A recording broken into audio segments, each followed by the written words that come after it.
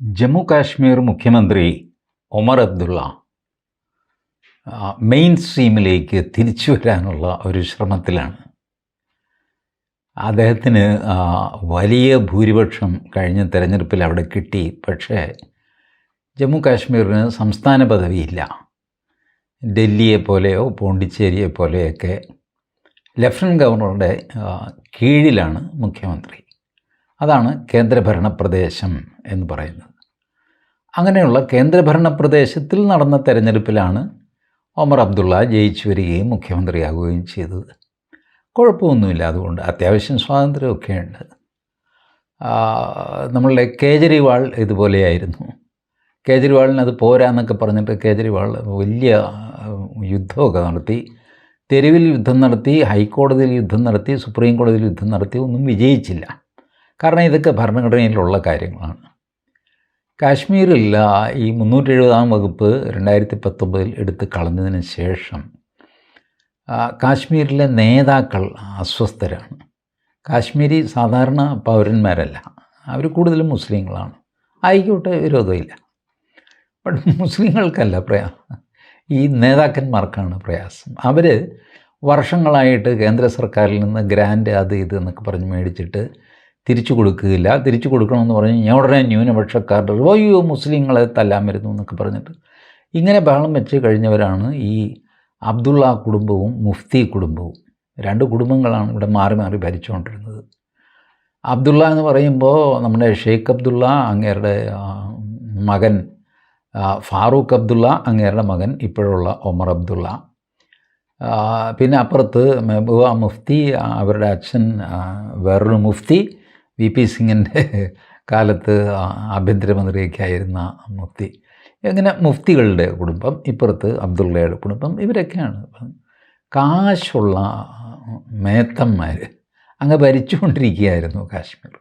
ഇതിനൊരു അന്ത്യം വന്നത് ഈ 370 വകുപ്പ് എടുത്തു കളഞ്ഞപ്പോഴാണ്. ഇവർ ഈ പറഞ്ഞ ഈ സാധാരണ മുസ്ലിങ്ങളെ റെപ്രസെൻ്റ് ചെയ്യുന്ന അങ്ങനെയൊന്നുമല്ല. കാശ്മീരിലെ വലിയ രണ്ട് പണക്കാരുടെ ഫാമിലിയാണ്. അതുകൊണ്ടാണ് ഞാൻ പറഞ്ഞത്, ഈ വലിയ കയ്യിൽ കാശുള്ള മേത്തന്മാർ അവർ ഞങ്ങൾ മുസ്ലിങ്ങളുടെ പ്രതിനിധിയാണെന്നൊക്കെ പറഞ്ഞിട്ട് അങ്ങ് വിറപ്പിക്കുക. കുറേ കാലം, വർഷം എത്രയായി, ജവഹർലാൽ നെഹ്റുവിൻ്റെ കാലം മുതൽ അങ്ങനെ അങ്ങ് പേടിപ്പിക്കുക. അപ്പോൾ ഈ തങ്ങളുടെ ഒരു ഗ്രിപ്പ് നഷ്ടപ്പെട്ടു. തങ്ങളിപ്പോൾ വെറും ജനപ്രതിനിധികളാണ്. പഴയ ആ പ്രതാപവും സംഗതിയൊക്കെ വീട്ടിൽ വെച്ചാൽ കയ്യിൽ കാശൊക്കെ ഉണ്ട് കേട്ടോ, കയ്യിൽ കാശുണ്ട്, ഇംഗ്ലണ്ടിൽ സ്വാധീനമുണ്ട്, എപ്പോഴും ഇംഗ്ലണ്ടിൽ പോകും തിരിച്ചു വരും, ഇതൊക്കെയുണ്ട്. ബട്ട് പഴയ പോലത്തെയുള്ള ആ ഒരു ഏകാധിപത്യ നടപടികളിലേക്ക് പോകാൻ കഴിയുന്നില്ല. ഇതിനിടയ്ക്കാണ് നമ്മളുടെ പെഹൽഗാം സംഭവം ഉണ്ടായത്. പെഹൽഗാം കൂടെ ഉണ്ടായിക്കഴിഞ്ഞപ്പോൾ ഒമർ അബ്ദുള്ള തളർന്നു പോയി. ഒമർ അബ്ദുള്ളയുടെ റിയാക്ഷൻ ആദ്യം ഇതായിരുന്നു, ഇനി ഞാൻ എങ്ങനെ സ്റ്റേറ്റ്ഹുഡ്, സംസ്ഥാന പദവി ചോദിക്കും? ഇങ്ങനത്തെ കുഴപ്പമൊക്കെ ഉണ്ടായിക്കഴിഞ്ഞാൽ പിന്നെ ആരെങ്കിലും സംസ്ഥാന പദവി തരുമോ? ഇതായിരുന്നു ഈ മനുഷ്യൻ്റെ ആദ്യത്തെ ചോദ്യം. അങ്ങേര് അന്തം വിട്ടു പോയിടാ, നമുക്കൊരു പിടി ഉണ്ടായിരുന്നു, കളഞ്ഞല്ലോ ഈ പിള്ളേർ എന്നുള്ള റിയാക്ഷനായിരുന്നു. എന്തു ആയിക്കോട്ടെ, പമ്മിയിരുന്നു. ഇപ്പോൾ മാസം 2 കഴിഞ്ഞല്ലോ, പെഹൽഗാവും കഴിഞ്ഞു, ഓപ്പറേഷൻ സിന്ദൂറും കഴിഞ്ഞു, കാര്യങ്ങൾ ഇതായി. അപ്പോൾ എന്തെങ്കിലും ഒന്ന് കുത്തിപ്പൊക്കിയിട്ട് തൻ്റെ പ്രാധാന്യം മീഡിയയിൽ കൊണ്ടുവരണ്ടേ? അതിനായിട്ട് ഒമർ അബ്ദുള്ള ചെയ്തതാണ് കഴിഞ്ഞ ദിവസത്തെ ഈ മതിൽ ചാടൽ, ഗേറ്റ് ചാടൽ പ്രയോഗം. കേരളത്തിലെ അധികമാരും അത് ശ്രദ്ധിച്ചില്ല. പക്ഷേ അത് ശ്രദ്ധിക്കുകയും അതിൻ്റെ വിഷ്വൽസ് കാണിക്കുകയും വീഡിയോ കാണിക്കുകയൊക്കെ ചെയ്ത ഒരു ചാനലുണ്ടായിരുന്നു, അതാണ് മീഡിയ 1. അവർ ശ്രദ്ധിക്കണമല്ലോ, അതല്ലേ അവരുടെ ജോലി. അപ്പോൾ എന്താ സംഭവിച്ചതെന്ന് വെച്ചാൽ 1931 ജൂലൈ 13 അന്ന് രാജാ ഹരിസിംഗ് ആണ് ഭരിക്കുന്നത്, സ്വാതന്ത്ര്യത്തിനൊക്കെ മുമ്പാണ്. അപ്പോൾ അവിടെ ഈ ഞാൻ പറയാമല്ലോ, എവിടെ പോയി അയാളുടെ പേര്, അബ്ദുൽ ഖാദിർ എന്ന് പറഞ്ഞ് ഒരാൾ അവിടെ വലിയൊരു പ്രകടനം സംഘടിപ്പിച്ചു. അതിൻ്റെ ആവശ്യം ഇതായിരുന്നു, ഞങ്ങൾ ഭൂരിപക്ഷമാണ് മുസ്ലിങ്ങൾ, എന്തുകൊണ്ട് ഇവിടെ ഒരു ഹിന്ദു രാജാവ്? ഇത്രയുമാണ് പ്രശ്നം. ആ വലിയ പുകലായി ഇവർ ഊത്ത പോലെ കൂടുമല്ലോ. ഈ റാഡിക്കൽ ഇസ്ലാം എന്ന് പറഞ്ഞു കഴിഞ്ഞാൽ കടന്നൽ പോലെ എല്ലാം കൂടെ ഇളകി വന്നിങ്ങനെ കൂടിയിട്ട് ആക്രമിക്കുന്ന സ്വഭാവം. ബാക്കി ഇസ്ലാം വെറുതെ വീട്ടിലിരിക്കും. അവർക്ക് എന്ന് പറഞ്ഞു അവർ അന്തം വിട്ടു പോകും. ഇതെന്താ ഇപ്പം ഈ നടക്കുന്നത് എന്നുള്ള മട്ടിൽ അവർക്ക് കാര്യം മനസ്സിലാവില്ല. കാരണം ഈ നേതൃത്വം എപ്പോഴും, ഞാൻ പല വീഡിയോയിൽ പറഞ്ഞിട്ടുണ്ട്, നേതൃത്വം ഈ റാഡിക്കൽ വലിയ പിടിവാശിയുള്ള മുസ്ലിമിൻ്റെ കയ്യിൽ പോവുക. അതാണ് മുസ്ലിം കമ്മ്യൂണിറ്റിയുടെ ഒരു ദുരന്തം എന്ന് പറയുന്നത്.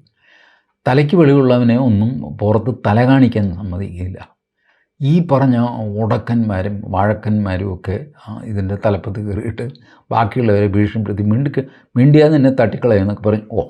അപ്പോൾ ഇവർ മിണ്ടാതെയാകും.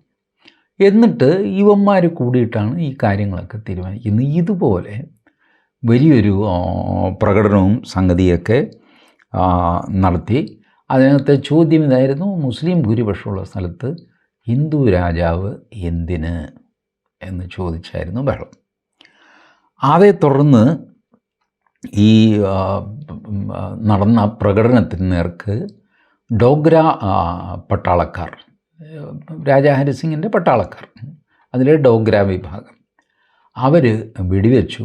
22 പേര് മരിച്ചു. ഇതിപ്പോൾ കാലം കഴിഞ്ഞപ്പോൾ ഇത് രക്തസാക്ഷിയാണ്, സ്വാതന്ത്ര്യ സമരം നടത്തുകയാണ്, തേങ്ങാക്കൊലയാണെന്നൊക്കെ പറഞ്ഞിട്ട് അവിടെ ശവകുടീരങ്ങളുണ്ടാക്കുക, അവിടെ പ്രാർത്ഥന നടത്തുക സംഗതി. ഇതിനായിട്ടാണ് ഒമർ അബ്ദുള്ള അവിടെ പോകുന്നത്. ഇതുവരെ ആർക്കും ഒരു കുഴപ്പമുണ്ടായിരുന്നില്ല. 2019 370-ാം വകുപ്പ് എടുത്തു കളഞ്ഞതിനെ തുടർന്ന് ഈ ജൂലൈ 13 എന്ന് പറഞ്ഞിട്ട് രക്തസാക്ഷി ദിനം എന്നൊക്കെ പറഞ്ഞ് അന്നത്തെ അവധിയൊക്കെ ഉണ്ടായിരുന്നു. ഇതൊക്കെ കേന്ദ്ര സർക്കാർ എടുത്തു കഴിഞ്ഞ് എന്ത് രക്തസാക്ഷിയാണ്? അലമ്പുണ്ടാക്കിയിട്ട് വെടി കൊണ്ട് ചത്തു കഴിഞ്ഞാൽ രക്തസാക്ഷിയാകുമോ എന്ന് പറഞ്ഞ് കളഞ്ഞു. നമ്മുടെ ഇവിടെ ഉണ്ടല്ലോ 1921 മാപ്പിള കലാപം സ്വാതന്ത്ര്യ സമരമാണ്. ഇനിയിപ്പോൾ താമസിയാതെ അതിന് അവധിയൊക്കെ വരും കേട്ടോ. എത്രയാ, August 1 അങ്ങനെ എന്തോ ഒരു ഡേറ്റാണ് അതിന്. നമ്മുടെ പുന്നപ്ര വയലാർ സ്വാതന്ത്ര്യ സമരം ഇത് 1946 ഒക്ടോബറിലാണ് പുന്നപ്ര വയലാർ സമരം, വെടിവെപ്പുമൊക്കെ. 1946 സെപ്റ്റംബർ 2-ാം തീയതി നെഹ്റുവിൻ്റെ നേതൃത്വത്തിൽ ഈ ഇടക്കാല സർക്കാർ അധികാരത്തിൽ വന്നു കഴിഞ്ഞു ഇന്ത്യയിൽ. ഈ സെപ്റ്റംബറിൽ അധികാരം കിട്ടിയെങ്കിൽ പിന്നെ ഒക്ടോബറിൽ എന്താ സ്വാതന്ത്ര്യ സമരം? സ്വാതന്ത്ര്യ സമരമാണ്. കേന്ദ്ര സർക്കാർ പെൻഷനും ഒക്കെ കൊടുത്തപ്പോൾ മോദിയൊക്കെ വന്നെങ്കിൽ ഇതിനൊന്നും ഒരു കുറവൊന്നും വരുത്തില്ല. പെൻഷൻ കൊടുക്കുന്നവർക്കെല്ലാം കൊടുക്കുന്നൊക്കെയാണ്. ഇതുപോലെ കാശ്മീരിലൊരു കലാപരിപാടിയായിരുന്നു. ഇത് അമിത്ഷാ അങ്ങ് നിർത്തിച്ച്. പക്ഷേ ഇതിന് പെൻഷനൊന്നും ഉണ്ടായിരുന്നില്ല കേട്ടോ. കുറേ കാലത്തിന് ശേഷം ഇതൊരു അവധിയാക്കി പ്രഖ്യാപിക്കുകയും പിടിക്കുകയൊക്കെ ചെയ്തു. എന്തും ആയിക്കോട്ടെ, അതൊക്കെ അങ്ങ് നിന്നു 307-ാം വകുപ്പ് കഴിഞ്ഞപ്പോൾ. ഇതിന് ഒരു പുനർജീവനം കൊടുക്കാൻ വേണ്ടിയിട്ടാണ് നമ്മളുടെ ഒമർ അബ്ദുള്ള അവിടെ പോകാൻ ശ്രമിച്ചു. പോലീസ് തടഞ്ഞു. പോലീസ് പറഞ്ഞു, സാർ അങ്ങോട്ട് പോകരുത്. അല്ല, ഞാൻ ഈ നാടിൻ്റെ മുഖ്യമന്ത്രിയാണ്, എന്ത് മന്ത്രിയാണെങ്കിലും അങ്ങോട്ട് പോകരുത്, അതൊക്കെ നിരോധിച്ചിരിക്കുന്ന സ്ഥലങ്ങളാണ്. ആവൊന്നും പറ്റുമൊന്നുമില്ല എന്നൊക്കെ പറഞ്ഞിട്ട് ഇങ്ങേര് ഗേറ്റ് ചാടി അകത്ത് പോയിട്ട് എന്ത് ചെയ്തു എന്നറിയാൻ മേല. അതിൻ്റെ വിഷ്വൽസ് ഇട്ട് വന്നിട്ടുമില്ല. ഗേറ്റ് ചാടുന്ന വിഷ്വൽസ് വന്നിട്ടുണ്ട്, ഇത്രയേ ഉള്ളൂ. ഏതായാലും കാശ്മീരിൽ വീണ്ടും കലഹവും കലാപവും ഉണ്ടാക്കാനായിട്ട് ഒമർ അബ്ദുള്ള ആഗ്രഹിക്കുന്നു. മീഡിയ വൺ അതിന് അവർക്ക് വലിയ സന്തോഷം. രക്ഷപ്പെട്ട അവർ ഇതുവരെ വിചാരിച്ചുകൊണ്ടിരുന്നു ഇതെന്താ ഇത് ആരും ഇളകാത്തത് കാശ്മീരിൽ നിന്നാണ്. ഇപ്പോൾ ഇളകിക്കിട്ടി.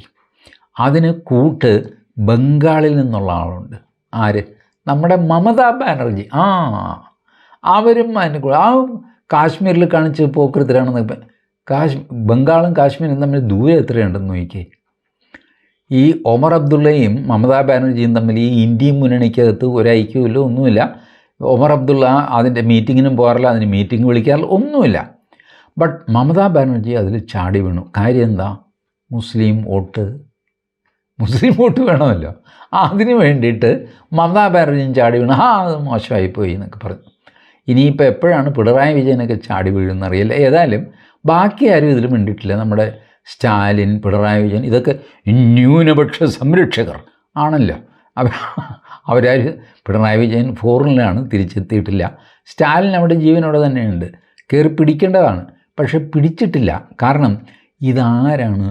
സുന്നിയാണോ, ഷിയായാണോ, മുജാഹിദാണോ? ഇത് തമിഴ്നാട്ടിൽ എത്ര കണ്ടുപിടിക്കും, കേരളത്തിൽ എത്ര കണ്ടുപിടിക്കും, സമസ്ത ഉടക്കുമോ, AP സുന്നി ഉടക്കുമോ? ഇതൊക്കെ നോക്കിയിട്ടാണ്. ഈ മുസ്ലിം എന്ന് പറഞ്ഞാൽ പഴയ പോലെയല്ല, നേരെ പോയി കെട്ടിപ്പിടിച്ച് കഴിഞ്ഞാൽ ചിലപ്പോൾ വെട്ടിക്കൊന്നുകളയും. ആരെ കെട്ടിപ്പിടിക്കണം, ആരെ കെട്ടിപ്പിടിക്കരുത് എന്ന് നോക്കാനായിട്ട് പ്രത്യേകം വകുപ്പൊക്കെ വെച്ചിട്ട് ഈ ഇസ്ലാമിനകത്തുള്ള വകുപ്പുകളെയൊക്കെ നോക്കിയിട്ട് വേണം കെട്ടിപ്പിടിക്കാൻ, അല്ലെ പിടിച്ചവൻ്റെ കഴുത്ത് കണ്ടിച്ച് കളയും. ഇങ്ങനത്തെ സ്ഥിതിയൊക്കെ ഉണ്ടാക്കി വെച്ചിരിക്കുകയാണ് ഈ രാഷ്ട്രീയം കൊണ്ട്. ഇതൊന്നും പാവം സാധാരണ മുസ്ലിങ്ങൾ ഇങ്ങനെ മിഴിച്ച് നിൽക്കുക, എൻ്റെ ദൈവമേ എന്തൊക്കെയാണ് ഞങ്ങളുടെ പേരിൽ നടക്കുന്നതെന്ന്. അവർക്ക് പക്ഷേ ഒന്നും ചെയ്യാനും നിർവാഹമില്ല. ഇതാണ് അവസ്ഥ. ഏതായാലും കാശ്മീർ അൺസ്റ്റേബിൾ ആക്കാനുള്ള ശ്രമം തുടങ്ങിക്കഴിഞ്ഞു. അത് വിജയിക്കുമോ ഇല്ല എന്ന് നമുക്ക് കണ്ടു നോക്കാം. Thank you.